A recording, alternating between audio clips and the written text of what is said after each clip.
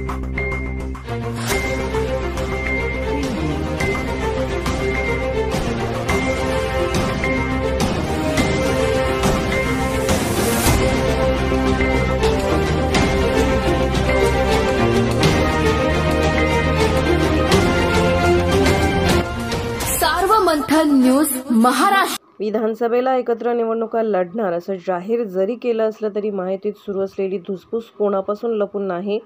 त्यात आता लाडकी बहीण योजनेवरून माहितीत श्रेयवाद सुरू असल्याचं बोललं जात आहे। धुळे शहरातील जेल रोड परिसरात भाजपकडून लाडकी बहीण योजनेचा बॅनर लावण्यात आला। यावर प्रधानमंत्री नरेंद्र मोदी, उपमुख्यमंत्री देवेंद्र फडणवीस यांच्यासोबत मुख्यमंत्री एकनाथ शिंदे यांचाही फोटो आहे। मात्र या बॅनरवरून राज्याचे उपमुख्यमंत्री अजित पवारांचा फोटो यावरून गायब आहे। त्यामुळे राजकीय वर्तुळात विविध चर्चांना उधाण आलं आहे। काय सांगाल लाडकी बहीण योजनेच्या प्रचारासंदर्भात? धुळे शहरात बॅनर लावले आहे आणि या बॅनरवरून राज्याचे उपमुख्यमंत्री अजित पवार यांचा फोटो गायब आहे। कसं बघता आपण या बॅनरकडे?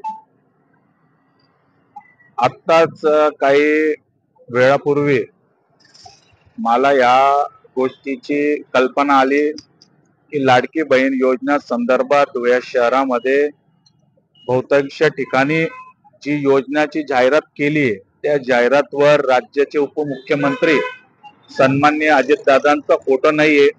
आज त्या ठिकाणी समक्ष मी येऊन ते बघितलं आणि ती घटना आणि बघून ते माझ्या लक्षात आलं की जी कल्पना मला दिली गेली होती ती सत्य आहे।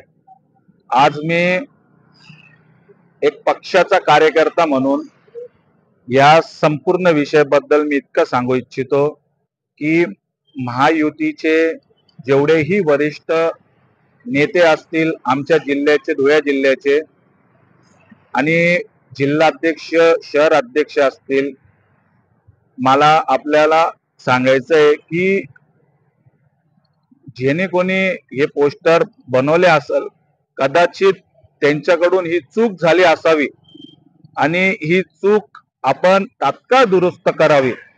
आणि मला सर्व नेत्यांना सांगायचंय की जरी आपण फडणवीस साहेबांच्या नावाने जाहिरात करत असाल चांगली गोष्ट आहे, पण आपण शिंदे साहेबांचा आणि अजितदादांचा कुठेतरी फोटो हा घ्यायलाच पाहिजे।